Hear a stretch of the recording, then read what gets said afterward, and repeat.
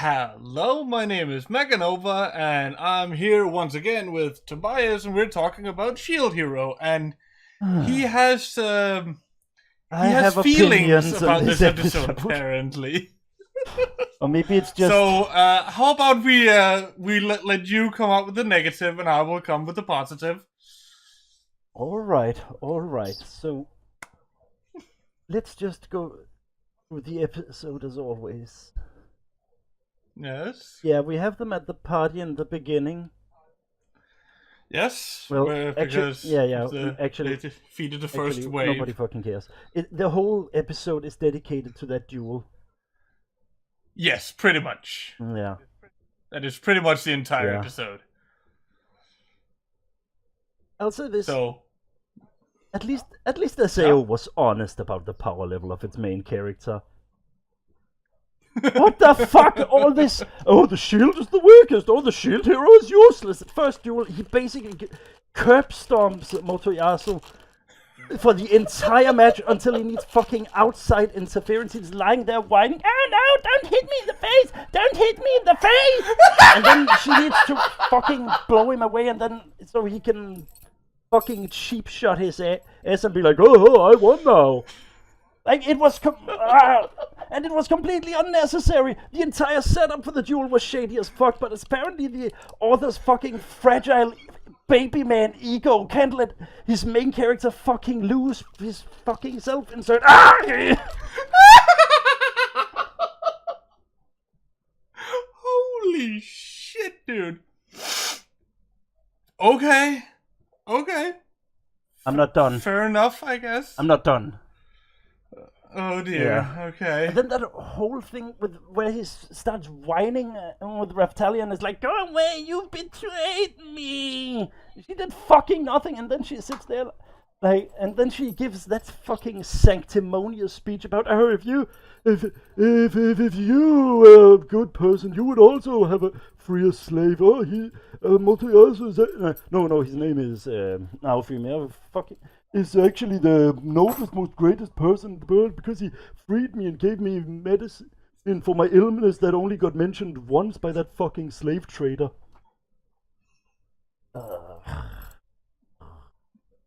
Yes? That illness was such a fucking throwaway line. I forgot about it in the episode it fucking appeared in. Oh, shit. Yeah. You know, I could go on, but I'll let you. Also, no, one more thing. This is from the whole series. This is the most fucking pampered depiction of persecution I've ever seen. Nobody fucking bothers him, and nobody bothers her even. They just let them go wherever they fucking please. They're supposed to view her as like a fucking animal, and she just... And all we have to show for it is some obvious dicks being dicks and a fucking sign. The hatred for him and the hatred for demi-humans as a whole is only there so that they can look like cool rebels. It never fucking hampers them in any way. Well, and it gives asshole characters who are going to get their comeuppance at some point a chance to score cheap heat. Yeah. Okay. I'll let you on it now because I could keep on going. Fair enough. Well, how the hell do I even start my thing now? After that promo I just cut. Yeah, holy shit. I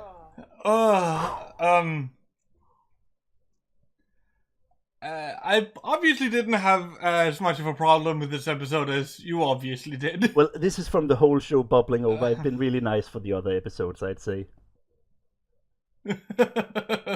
Yeah. But I'll give you a chance then. Yeah.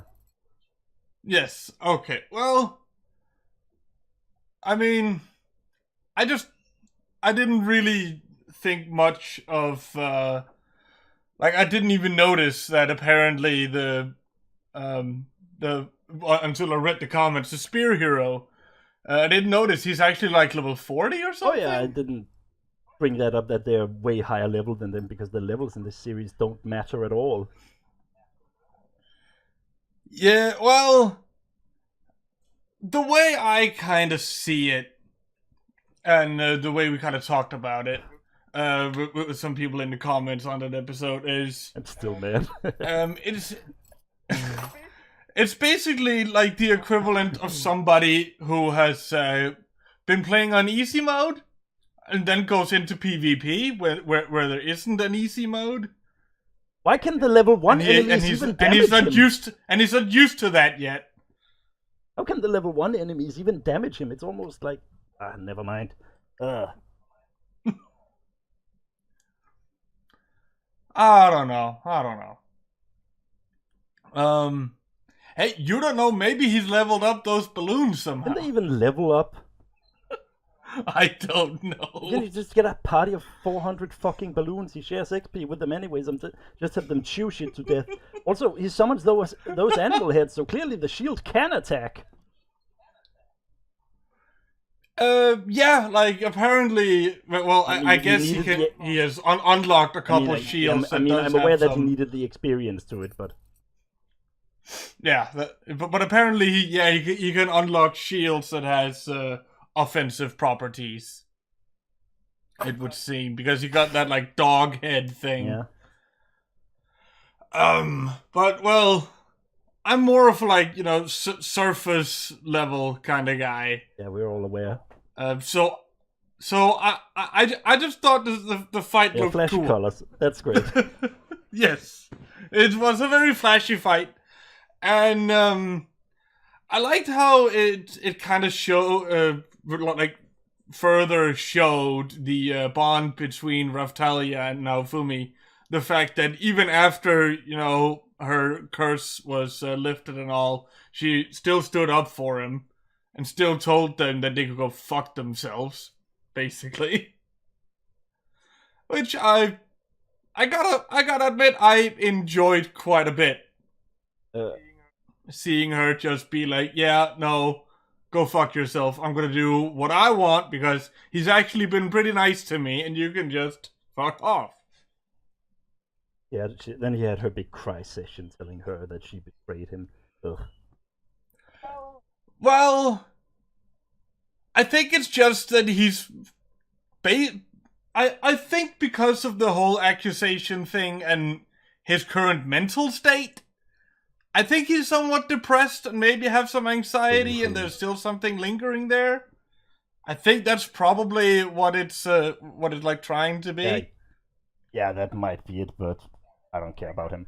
Like, I think also, the fact that it was only in this episode that he actually realized Raftalia had grown up.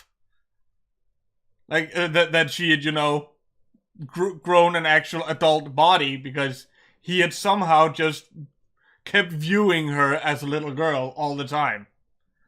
Yeah. And I think he also, in this episode, he possibly hallucinated? I mean, he did something during his big breakdown. And then he unlocked Yeah, Curse exactly. Mode. Like, is that's gonna give him... Yeah, maybe they're gonna give him the fucking super explosion powers from the opening. Maybe, because there was some fire going on there, and so maybe that has something to do with that. Nobody else knows what this is, and then he'll be like, oh, I've got this new mode, and everybody's like, oh, I've never seen it before. And then suddenly he's super overpowered. And then they're still like, oh, the shield is super weak. Well, yeah. But I'm still kind of interested to see what the fuck that curse thing is, what that's all about. I don't know, some fucking... It's QB mode, basically. A what? I don't know, it's super evil mode. He'll get red eyes, and then he'll explode with power and be like, ah! And then she'll hug him from behind, and then be like, no, now Fumi, remember yourself! And then he'll calm down. Let's get all the cliches jammed in there. I'm fucking done with this. Oh. Yeah. Damn, dude. We're only 4 episodes in. Yeah, we are. We are 4 episodes in. Yep. So, are you ready for this times 6? I'm gonna develop a fucking ulcer at the end of this. A what? Ulcer. I think that's what What is that? Meosaur. Yes. Okay. I just couldn't hear it properly because the sound on Discord is blech. Yeah. Even if we do well, even if we say that, well, maybe it's like if you go into PvP without any PvP. How did it PvP? No, the way I see it is because, he's had a full party with him and all, he's had a much easier time with everything. So he's become overconfident.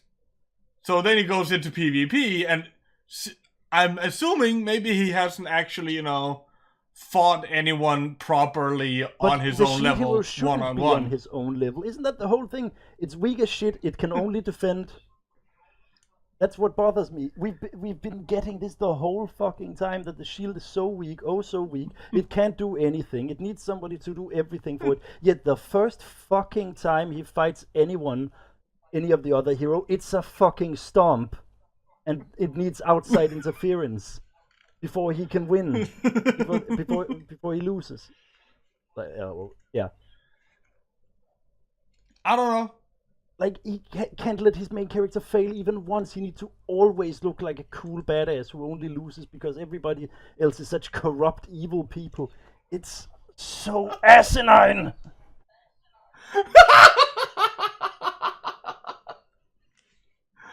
Holy shit. Yeah. Well.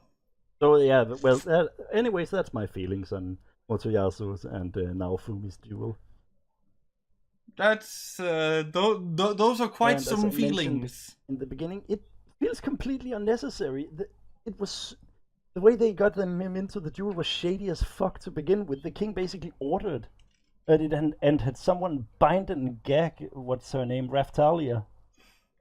Even if he'd just lost fair and square, it wouldn't have changed anything about the outcome. It would still be him getting fucked over by the ruling class and the other heroes. Yeah. But because the main character needs to be always a badass who is always super cool, it had to be because what's her fucking name? Mine, who's apparently a princess. Oh my god. Yeah. That hit him with a wind spell while Naofumi. No, not Naofumi. I'm mixing up their fucking names. Motoyasu was kneeling on the floor begging for mercy.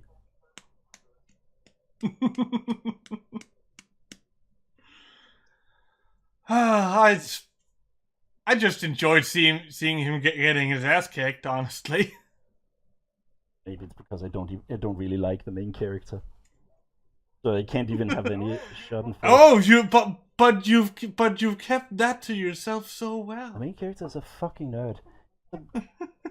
That's out of the standard ass isekai shirt, and then somebody is mean to him, and he's like, well, mean is a bit of an understatement.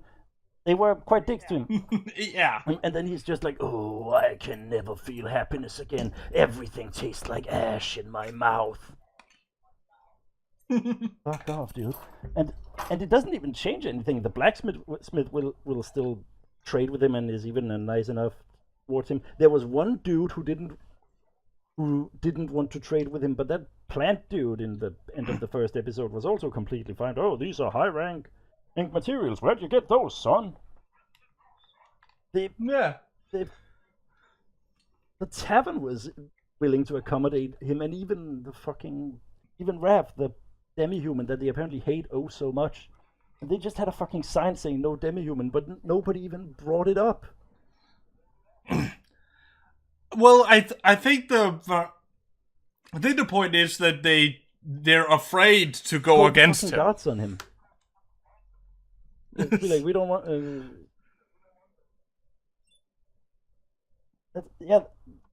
That's what I mean. It's essentially we're supposed to believe he's this, and her as well. These persecuted fucking assholes. I don't know what to call them. But it never bothers them from characters who aren't supposed to be unlikable pricks who are evil and will get their comeuppance. Every average person is completely fine with them. It just feels like it's just there to make him look cool. Well, that sums up the entire story, actually. And that, I think that's lame. But then again, maybe that's just me. I think you're overthinking it. I can't help but overthinking it. I think you're underthinking it. And then we can keep trading blows back and forth like that until the end of time. Yeah, probably. Probably. Well, I'm still enjoying the show. What can I say? I'll keep going. I think now I know how Sword Art Online fans feel. Yeah, you do. I'm not a fan of Sword Art Online, by the way. I really didn't like that show either. No, me neither. Actually watch it. I mean, I've watched enough clips that I basically have watched the show. Mm-hmm. And I watched the entirety of the abridged version. Yeah, fair enough. I will say this is still not on the. Wow, I need something. What up?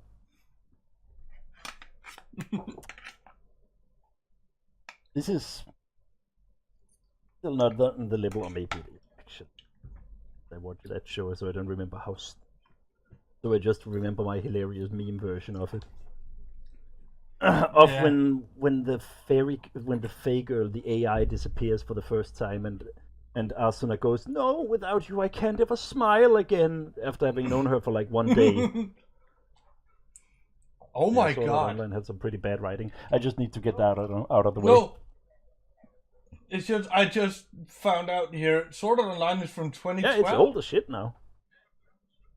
Yeah, but that's the same year Attack on Titan came out as well. Those are like basically two modern classics, but in very different ways. Oh yeah. Attack on Titan exists. Yeah. Yes. Yeah, the third season happened. This is off topic. It is, but it's just it just kind of dropped with no fanfare at all. Just kind of happened. I haven't even watched it yet. Oh yeah, and I forgot to mention the two other heroes were nice to him. That was pretty nice. They basically to see. don't have a personality either. They're just there. They were just like, "Hey, spots. That's bullshit." And they're just there to fill spots out. The only one of them who's got any characterization was Motoyasu. So far, yes. But until this episode was essentially the most likable character because he just wanted to have fun. But then they made him this whiny. No, it was. I wouldn't want it. That was supposed to be more of a sentence than it was. Than it ended up being. Yes. Yeah, when Raftalia is like, he treats me nicely. Oh, he's not that type of guy. And I was just like, but how would you know? Back when he's still like, oh, maybe she's still brainwashed. Suddenly just... It's gotta be that. He's got full-on character assassinated. Yeah. Couldn't possibly be anything else.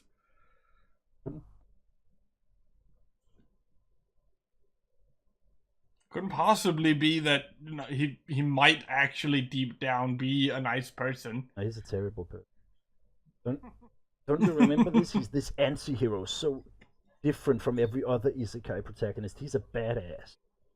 He doesn't care. He's the fucking same as all of them. Actually, speaking of, I know it's off topic again, but I watched like four episodes of the Slime isekai. Slime is nice. He's a nice guy.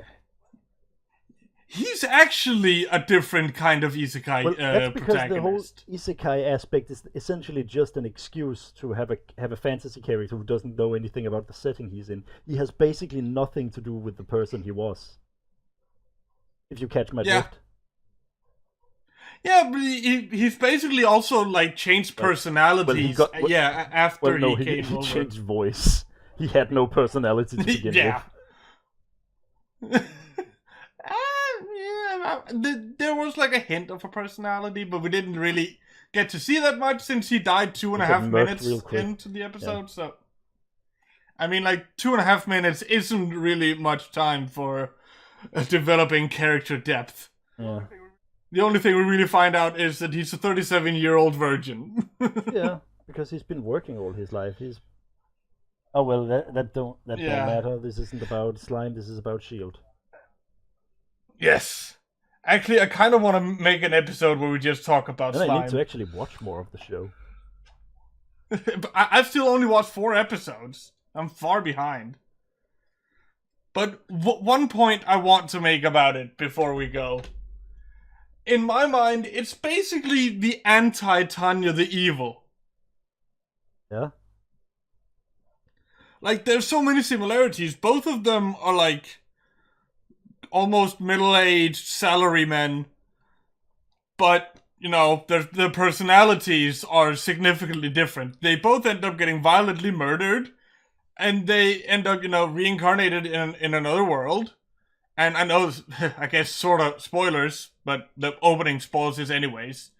The slime also ends up being able to turn into a girl. I just assumed it was an effeminate boy.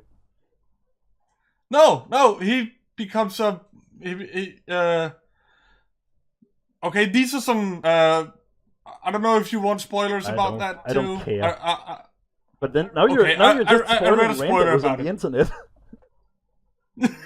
Yeah, but well, at least I'm saying it before so they can just turn off the sound or whatever. But so basically, what happens is that there's this girl who's dying, and he ends up absorbing her.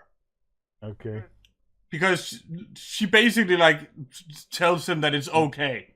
Dark. And she was gonna die anyways, so. Yeah, and that apparently is what then makes him able to turn into a young girl. That's lame. Why? Because I wanted him to be an androgynous guy.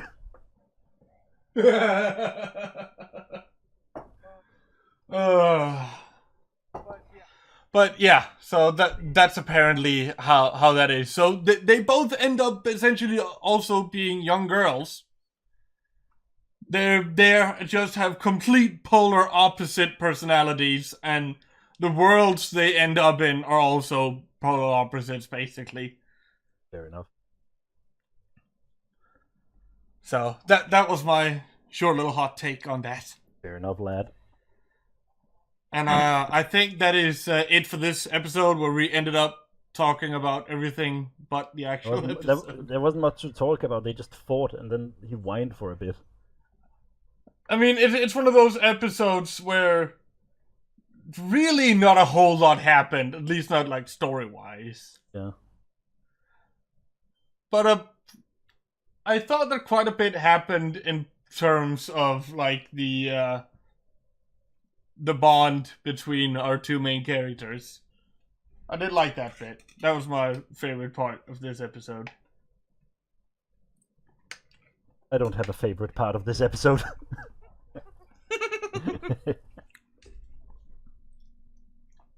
Oh well, that it?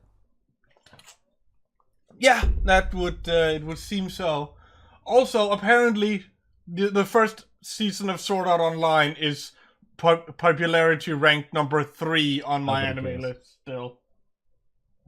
Apparently, a lot of people care since it's that high on the popularity. Okay. Well, yeah, that is it for this episode. I hope you enjoyed our very opposite opinions on this show. See you for episode 5. Indeed, next week. Look forward to it. I hope you all have a wonderful day. And I'll hopefully see you next time. Bye bye.